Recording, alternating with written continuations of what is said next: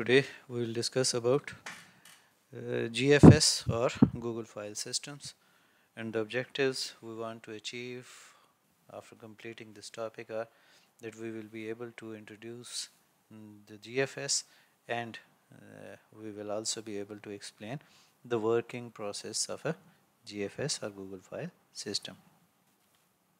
First, Google File System or GFS. GFS was built primarily as the fundamental storage service for Google's search engine. तो बुनियादी तौर पे जो Google search engine के लिए ये GFS जो है वो डिज़ाइन किया गया, और इसी की बेस के ऊपर वो जो पेपर और जिसकी बेस पे फिर हदूप HDFS और बाकी सारी चीज़ें, तो बुनियादी तौर के ऊपर इसी की कंसेप्ट था। ठीक है, अब यहाँ पे ये जिस पर्पस के लिए था कि सर्च इंजन में वही आपकी मैपिंग की कौन कौन सी कीज़ किस तरीके से पड़ी हुई हैं, और जब आप सर्च की लिखें तो वो क्विकली आपको वो इन्फॉर्मेशन जो है वो प्रोवाइड कर दे। जब आप गूगल फाइल सिस्टम्स के अंदर की बात करते हैं तो वहाँ पे आपके पास वो जो चंक सर्वर्स मौजूद हुआ करते हैं, उन चंक सर्वर्स के साथ कम्युनिकेट करते हुए और उन चंक सर्वर्स के ऊपर पड़े हुए जो इन्फॉर्मेशन थी उसको प्रोसेस करते हुए फिर उनकी मैपिंग और फिर आपके पास रिड्यूस करते हुए कि कौन सी क्या आप सपोज कर लें कोई आपने एक कीवर्ड लिखा तो गूगल जो है वो कितना स्पीडीली आपको वो इन्फॉर्मेशन जो रिट्रीव करके लेके आ रहा होता है वो बेसिकली इसी बेस के ऊपर आपके पास हुआ करता है। ठीक है, as the size of web data that was crawled and saved was quite substantial, Google needed a distributed file system to redundantly store massive amount of data on cheap and unreliable computers. अब बुनियादी तौर के ऊपर चूँकि आपके पास ये start के अंदर आपके पास डिज़ाइन किया गया, तो उस वक्त आपके पास ये जो हैवी मशीन्स थी उनके ऊपर नहीं, बल्कि आपके पास जो आम मशीन्स हैं, डेस्कटॉप मशीन्स हैं, या जो आपके पास कंप्यूटर्स थे उनके ऊपर इसको स्टोर किया गया। अब वो जो स्टोरेज थी वो आपके पास कोई रिलायबल वे नहीं था, क्योंकि वो किसी वक्त भी क्रैश कर सकती हैं, उनके अंदर कोई भी इशू किसी वक्त भी जो है वो जनरेट आपके पास हो सकता है। ठीक है, तो उसके पर्पस के लिए जो है वो ये फाइल सिस्टम जो है वो डेवलप किया गया। अब हमारे पास है कि गूगल फाइल सिस्टम्स आपके पास क्या था कि कंपोनेंट फेलियर्स हैं वो एक कॉमन चीज़ आपके पास हुआ करती थी, कि वो कोई एक्सेप्शन नहीं है। कोई भी सिस्टम किसी वक्त भी जो लगा हुआ है वो पावर फेलियर की वजह से, हार्ड डिस्क फेलियर की वजह से, या किसी नेटवर्क फेलियर की वजह से वो आपके पास आपके उस क्लस्टर से जो है वो बाहर निकल सकता था। ठीक है, तो ये एक नॉर्मल आपके पास रूटीन थी, वो कोई आपकी नहीं थी। ठीक है, जो आपके फाइल्स थी वो आपके पास टीबीज़ के अंदर, टेराबाइट्स के अंदर या जीबीज़ के अंदर जो है वो हम जो है वो स्टोर करते थे। तो जीएफएस अब इतने लार्ज अमाउंट ऑफ डाटा को हैंडल करने के लिए जो आपकी फाइल सिस्टम है उसको भी इतना आपके पास होना चाहिए, इतना स्केलेबल होना चाहिए कि वो अगर आपके पास कोई कंपोनेंट फेल हुआ तो उसको भी वो एब्जॉर्ब कर सके और उसका टास्क किसी और जगह के ऊपर से वो करे, फॉल्ट टॉलरेंस भी जनरेट करके दे। और जो इतनी ह्यूज फाइल्स हैं बुनियादी तौर के ऊपर उनको वो हैंडल करने के लिए जो है वो एनेबल हो, तो GFS इस पर्पज़ के लिए भी डेवलप किया गया। अब जो आपके पास जो है, अब इनमें जो GFS के अंदर आपके पास एक था कि जब आपकी फाइल्स के अंदर रीड करते हैं तो वो जो राइट या जो प्रोसेस था वो आपके पास रैंडम नहीं हुआ करता था, वो एक अपेंड आपके पास हुआ करता था, एक सीक्वेंशियल आपके पास होती थी, और रीड्स भी आपके पास उसी सीक्वेंशियल वे के साथ आपकी आती थी। ठीक है, अब ये जो है ये जो आपकी GFS जो है दैट वाज को designed with applications using it, कि जिन एप्लीकेशंस के लिए ये डिज़ाइन किया गया वो उन्हीं एप्लीकेशन के साथ साथ बुनियादी तौर के ऊपर इसको चूँकि इवाल्व किया गया तो वो उन एप्लीकेशन के साथ फिट इन हो रहा था, तो इस वजह से भी इसको अडॉप्ट किया गया। अब हमारे पास जो इसकी एजम्पशंस थी वो आपके पास है कि must monitor and recover from the computational failures.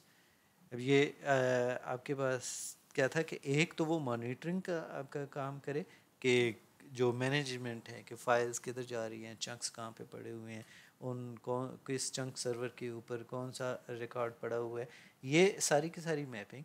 और अगर कहीं पे कोई फेलियर आ जाए तो वो जो फॉल्ट टॉलरेंस है वो भी जनरेट कर दे कि उस कंप्यूटर फेलियर से वो रिकवर भी कर सके। आपके पास modest number of large files आपकी थी कि आपके जो फाइल्स हैं वो आपके पास है। फिर वर्कलोड है कि लार्ज स्ट्रीमिंग्स है, रीड प्लस ला स्मॉल रैंडम रीड्स हैं आपके पास, ठीक है। आपकी जो मैनी लार्ज सिक्वेंशियल राइट्स हैं, यानी हमारे पास ये था कि ये वो रिक्वायरमेंट्स हैं जिनकी बेस के ऊपर जो है वो हम डिज़ाइन कर रहे थे, ठीक है। आपकी जो नीड थी कि सिमेंटिक्स फॉर कंकरेंट जो प्रोसेसिंग है उसके लिए चाहिए थी, ठीक है। जो हाई सस्टेन्ड बैंडविड्थ थी वो भी इसकी डिज़ाइन अजम्पशन के अंदर आपके पास थी कि इसको यूटिलाइज़ किया जा सके, ठीक है। अब जब आप इंटरफेस की बात करते हैं तो आप जीएफएस या गूगल फाइल सिस्टम के साथ जब आप इंटरेक्ट करते हैं तो कुछ तो आपके पास बड़ी कॉमन क्यूरीज थी। कॉमन क्यूरीज का मतलब है कि जिनसे हम फेमिलियर हैं। आपकी जो डीबीएमएस के अंदर हम यूज़ कर रहे होते हैं, क्रिएट का है, डिलीट है, ओपन है, क्लोज है, रीड एंड राइट के हैं, ठीक है। तो ये आपके पास वही हैं जो जिस तरीके से कॉमन आपके पास, और इसमें नॉर्मली हम सारे के सारे इनसे फेमिलियर हुआ करते हैं। आरडीबीएमएस के अंदर भी ये चीज़ें मौजूद होती हैं। जब हम बात करते हैं कि जो इसके अंदर की नोवेल्टी थी वो आपके पास क्या थी कि वो आपके पास snapshot, low cost, record append आपके पास आया, atomicity with multiple concurrent writes आपके पास आ गया, ठीक है। कि जब आपकी मल्टीपल कंकरेंट राइट्स आपके पास आए तो उसमें जो एटॉमिसिटी है उसको मेंटेन करना वो इसके अंदर आपके पास मौजूद था। अब इस आर्किटेक्चर के अंदर अगर आप देखें जीएफएस के अंदर तो हमारे पास क्या है, एक आपके मास्टर है, एक आपके क्लाइंट्स हैं, बहुत सारे ज़्यादा हो सकते हैं, एक आपके चंक सर्वर्स हुआ करते हैं। अब चंक सर्वर्स जो हैं इनके ऊपर आपका डाटा पड़ा होता है जिनको क्लाइंट्स ने क्या करना होता है, एक्सेस करना होता है, ठीक है। अब किस चंक के पास क्या क्या इन्फॉर्मेशन पड़ी हुई है, ठीक है। अगर आप यहाँ पे आपके पास चंक सर्वर्स जो हैं वो इन लार्ज नंबर्स हुआ कर सकते हैं, ठीक है। हंड्रेड्स भी हो सकते हैं, थाउजेंड भी हो सकते हैं। अब आप हर डाटा से एक तो वे ये है कि आप हर चंक सर्वर के पास जाएं और पूछें कि हाँ भाई आपके पास कौन कौन सी फ़ाइल है। अब क्लाइंट जो है वो इसी प्रोसेस में लगा रहेगा कि भाई किस चंक सर्वर के पास कौन सा फाइल है, कौन सा पोर्शन है। और यहाँ पे चूँकि जब हम जीएफएस आर्किटेक्चर की बात कर रहे हैं तो यहाँ पे फाइल्स जो है वो ब्लॉक्स के अंदर जो है डिफरेंट चंक सर्वर्स के अंदर जो है वो डिस्ट्रीब्यूट हुई होती है। तो इट मीन्स कि इस तरीके से इंफॉर्मेशन नहीं थी, तो उस पर्पज़ के लिए फिर क्या बना, मास्टर्स आपके पास आया। अब वो जो मास्टर है वो क्या करेगा, ये मेटा डेटा को स्टोर करता है।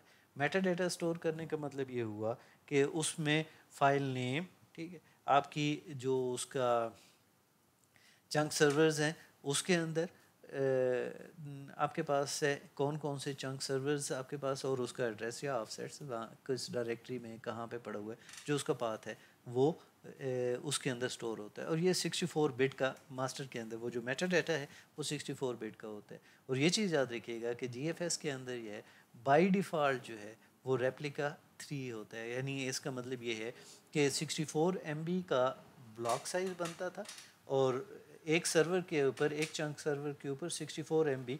अगर आपकी फ़ाइल जो है सपोज कर लें वो 512 की है तो वो 512 MB जो है वो किसी एक चंक सर्वर के ऊपर एक ही कंटिन्यूअस एलोकेशन के साथ नहीं हुआ करता था, बल्कि उस 512 MB को 64 MB के चंक्स के अंदर डिवाइड करने के बाद उनको हर 64 MB का जो ब्लॉक है वो एक चंक सर्वर के ऊपर पड़ा है। अब ये जो चंक सर्वर्स थे, इनकी इंफॉर्मेशन जो मेटा डाटा है कि ये जो ब्लॉक है ये किस चंक सर्वर के ऊपर है, किस डायरेक्टरी के अंदर स्टोर है, जो उसका पाथ है, ठीक है।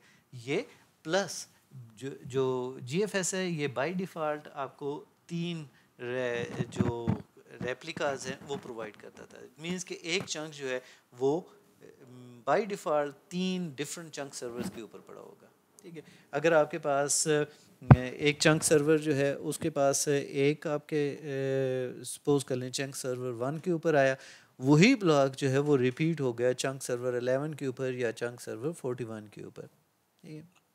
अब ये जो बाय डिफ़ॉल्ट उसको और ये वो एलोकेट करता था जिसके अंदर जो यूजेज जो है वो या जिसके पास स्पेस कम हो तो वो उसी की बेस के ऊपर डिसाइड करते हैं कि ये जो चंक सर्वर्स हैं ये या रेप्लिकाज 2 जो हैं वो अवेलेबल होते हैं। अब ये जो रेप्लिकाज हैं ये बुनियादी तौर के ऊपर मैनेजेबल होते हैं। बाय डिफ़ॉल्ट 3 है और ये मिनिमम उसका सेट हुआ करता है, ठीक है। आपकी जब वो यूज़र्स की रिक्वायरमेंट के अंदर आपके पास हुआ करता है कि अगर वो अगर कोई ऑर्गेनाइजेशन जो है वो इस स्ट्रक्चर को यूज़ करते हुए अपने डाटा को स्टोर कर रही है तो वो रेप्लिका को बढ़ा भी सकती है 3 से ज़्यादा, डिपेंड करता है कि उसके डाटा की सेंसिटिविटी कितनी है और वो किस हद तक उसकी लॉस को बियर कर सकता है या डाटा को या कास्ट को बियर कर सकता है। ये चूँकि वाइस वर्सा हुआ करते हैं। अब यहाँ पे एक चीज़ क्लियर कर दें कि जैसे ही आपकी इस जो रेप्लिकेशन है आपके पास 3 की, अगर कोई एक जो रेप्लिका है वो आपके पास या कोई एक चंक सर्वर जो है वो आपके पास फेल होता है तो ऑटोमेटिकली उसका काउंट जो है वो मास्टर के पास 2 हो जाता है और वो उसकी रिस्पॉन्सिबिलिटी हुआ करती है कि वो फिर दोबारा से क्या करे, एक और चंक सर्वर के ऊपर वो वाली इंफॉर्मेशन, चूँकि 2 आपके पास ऑलरेडी रेप्लिकास मौजूद हैं, तो वहाँ से वो जो फाइल्स की इंफॉर्मेशन है वो उन किसी और सर्वर के ऊपर उसको मेंटेन करते हुए वो जो आपकी रेप्लिकास हैं उनको 3 के ऊपर ही लेके आ जाता है। अगर कोई एक नोड जो है एक चंक सर्वर अगर डाउन भी हो जाए तो वो उसकी